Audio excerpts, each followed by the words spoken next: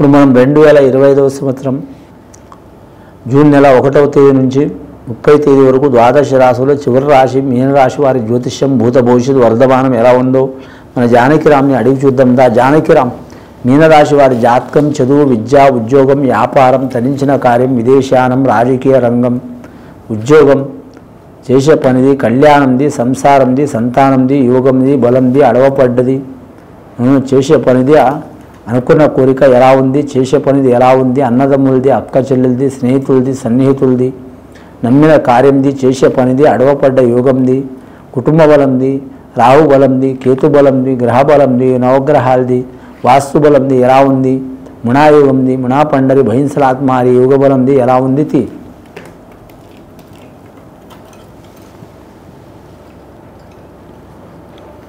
శివపార్వతులు వచ్చినండి. శివుడు, పార్వతి, ఆది దంపతులు, విఘ్నేశ్వరుడు వచ్చిండు, షిరిడి సాయిబాబా వచ్చిండు, అలాగే రాముడు, సీత వచ్చినండి, సీత రాముడు వచ్చిండు, గుహుడు వచ్చిండండి. మీనరాశి వారి జాతకంలో ఆదాయం 11, ఖర్చు 11, సరి సమానం రాశి ఉందండి. సాయం చేసేవారు 7, ఇబ్బంది పెట్టేవారు 6, ఒకరు సాయం చేసేవారు ఎక్కువ ఉన్నారండి వారి పేరు మీద. వారి జ్యోతిష్యంలో వారి శాంతం వారికి శ్రీరామ రక్ష ఉన్నదండి. వారు తొందరపాటి వారికి ఇబ్బందులు పెట్టే అవకాశం ఉందండి. మీనరాశి వారు తొందరపడేవారు కాదండి. 10 మంది 10 రకాలు మాట్లాడినా సరే మాత్రం వారు ఆలోచన శక్తులు నడిచే అవకాశం ఉంది. కానీ ధనం ఉంది కానీ ఉరుకులాడే అవకాశం లేదు, లేవని బాధపడే అవకాశం లేదు. ఉంటే తింటారు, లేకుంటే ఉపవాసం ఉంటారు. అయిన వారిని నెత్తి మీద తీసుకోరు, కాని వారికి తీసి పడేయరు. అందరూ మనవాళ్ళే అనుకుంటారు. మీరు జాతకంలో చూడాలంటే మాత్రం ముఖ్యంగా అందరి మీద అభిమానమైన గుణం ఉంటుంది మీనరాశి వారి జాతకానికి. ముఖ్యంగా మీనం అంటే చేపండి. ఆ దశావతారంలో విష్ణుమూర్తి కూడా మాత్రం మత్స్యావతారం తీసుకున్నాడండి. కాబట్టి ఈ రాశి వారి జాతకంలో చూడాలంటే దైవ స్వరూపం ఉంటుంది, కానీ విద్య ఉంటుంది.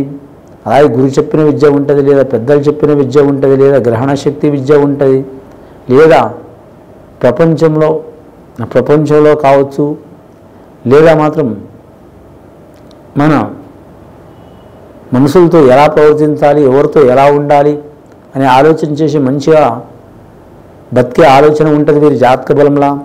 చెడుని పక్కన పెడతారు, మంచిని మాత్రం దగ్గర చేసుకుంటారు. చెడ్డ వాళ్ళని తీసిపడేరండి. సరే వాళ్ళ కష్టం వాళ్ళు చేసుకొని మా పని మేము చేసుకుంటాం అనుకుంటారు.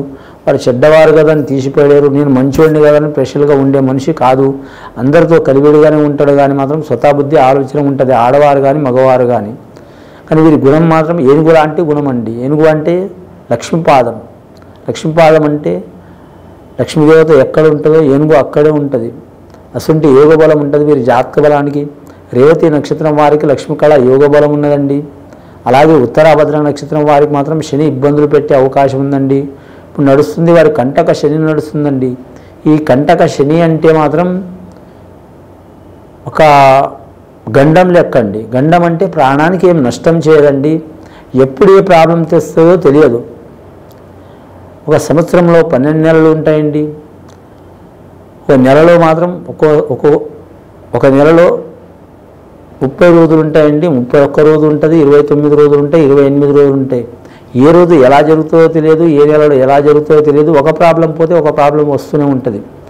ధనం ప్రాబ్లం పోతే ఆరోగ్యం ప్రాబ్లం వస్తుంది, ఆరోగ్యం ప్రాబ్లం పోతే సంసారం ప్రాబ్లం వస్తుంది, సంసారం ప్రాబ్లం పోతే కుటుంబం ప్రాబ్లం వస్తుంది, కుటుంబం ప్రాబ్లం పోతే ఇంటి ప్రాబ్లం వస్తుంది, ఇంటి ప్రాబ్లం పోతే వాహనం ప్రాబ్లం వస్తుంది, వాహనం ప్రాబ్లం పోతే పిల్లల ప్రాబ్లం వస్తుంది, పిల్లల ప్రాబ్లం పోతే విద్య ప్రాప్తం, విద్యది పోతే ఉద్యోగం ప్రాప్తం. ఇలా అన్ని రకాల వీరి పేరు మీద కంటకం అంటే ప్రతి నెల ఒక గండం లెక్క వస్తూనే ఉంటుందండి. మానసిక ప్రశాంతత ఉండదు, అందే పని అందదు, అయ్యే పని అవ్వదు. మీరు ధనం తీసుకున్న వారు ఇబ్బందులు అవుతారు. వీరికంటే చాలా అధమ స్థాయిలో ఉన్నవారు వీళ్ళని ఇబ్బందులు పెట్టే అవకాశం ఉంటుంది. అనుకుంటారు వాళ్ళ టైం అలా ఉంది, నా టైం ఇలా ఉంది అనుకుంటారు. కానీ మానవులు తలుచుకుంటే మాత్రం ఎవరి టైంకైనా సరి చేయొచ్చండి.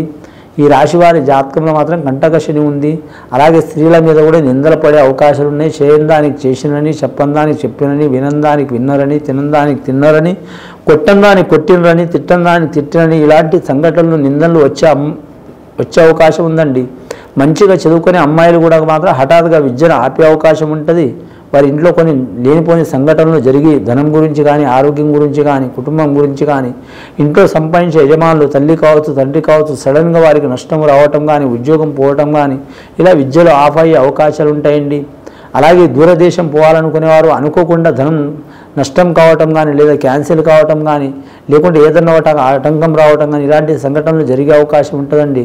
అలాగే రాజకీయ రంగంలో ఉన్నప్పుడు కూడా మాత్రం మంచి పొజిషన్లో ఉన్నప్పుడు కానీ మాత్రం లేనిపోయిన వారి మీద రూమర్స్ వచ్చి, నిందలు వచ్చి, గొడవ వచ్చి, సడన్గా వాళ్ళ మీద కేసులు పడటం, చెక్కులు చికాకులు పడటం, ఇలాంటి సంఘటనలు జరిగే అవకాశాలు ఉంటాయండి.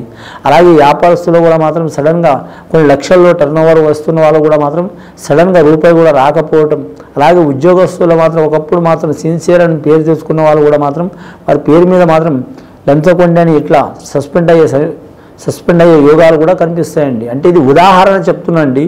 ఈ కంటక శని ప్రభావం అలా ఉంటుంది అన్నట్టు.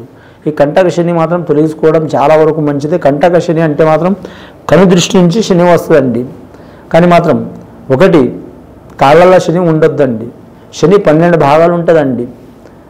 పాదంలో, మోకాళ్ళ మీద, అలాగే మాత్రం ఛాతీ మీద, అలాగే ఛాతీ మీద, గొంతు మీద, నెత్తి మీద, వీపు మీద, అలాగే మాత్రం వెన్నుపూస మీద, అలాగే మాత్రం మోకాళ్ళ మీద. ఈ 12 రకాలు ఉంటాయండి. ముఖ్యంగా అరిపాదాల్లో, రెండవది మాత్రం వెన్ను మీద, మూడవది నెత్తి మీద, ఈ 3 స్థానంలో శని ఉండొద్దండి. చాలా ఇబ్బందికరమైన పరిస్థితి అన్నట్టు. ఇప్పుడు కంటక శని నడుస్తుందంటే మాత్రం వారి జాతకంలో ఇంటికి ఎప్పుడు ఏదో గండం ఉన్నట్టే అండి. ఈ గండం చిక్కులు చికాకులు తొలగిపోవాలంటే ఆ శనీశ్వరుని పూజ చేపించాలి. రెండోది నరదిష్టి అధికం ఉంటుంది వీరి జాతక బలానికి.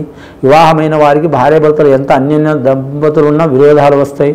అలాగే సంతానంతో చికాకు, సంతానంతో ఇబ్బంది, అలాగే ఉద్యోగస్తులు ఇబ్బంది, అలాగే కళ్యాణం జరిగిన వారికి కూడా మాత్రం దూరం కావటం, అలాగే కళ్యాణం దగ్గరైన వారు విడిపోవటం, అలాగే పెళ్లి దగ్గర ఉన్నవారు నచ్చకపోవటం, అలాగే ప్రేమించిన వారు దూరం కావటం, అలాగే వీరి జాతకంలో చూడాలంటే స్నేహితులు దూరం కావటం, విద్య దూరం కావటం, అలాగే మనశ్శాంతి లేకపోవటం, అలాగే మాత్రం ఒక దయ్యం పట్టినట్టు లోపల మాత్రం మనిషి బక్క కావటం, లేదా లావు కావటం, లేదా నరాల మీద వీక్నెస్ కనబడటం, లేదా అరికాల నుంచి పడితే నడినాంగ నొప్పులు కావటం, అలాగే మాత్రం చెమటలు పట్టడం, అలాగే మాత్రం అనుకోకుండా బీపీ డౌన్ కావటం, బీపీ ఎక్కువ కావటం.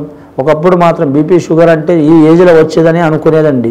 ఇప్పుడు 22 వయసు ఉన్న పిల్లలకు కూడా షుగర్ వస్తుంది. 20 ఏళ్ల వయసు ఉన్న వాళ్ళు కూడా బీపీ వస్తుంది. అటువంటి సంఘటనలు జరిగే అవకాశాలు ఉన్నాయండి. ఈ దారిద్ర్య బాధలు, ఈ శనీశ్వరుని బాధలు, ఈ నవగ్రహ బాధలు, అలాగే ఈ నరఘోష బాధలు, నరపీడ బాధలు, కంటక దోష బాధలు తొలగిపోవాలంటే మీకు ఎవరైనా తెలిసి ఉంటే వారి కాడ శాంతి చేయించుకోండి, లేదా మాత్రం సద్బ్రాహ్మణుల కాడ శాంతి చేయించుకోండి. మాకు ఎవరు తెలియదండి అంటే మాకు ఫోన్ చేయండి, దానికి సొల్యూషన్ చెప్తామండి. ఇది విని చూసి ఆచరించే వారికి మంచి ఫలితాలు కలుగుతాయండి. శుభం భూయాత్.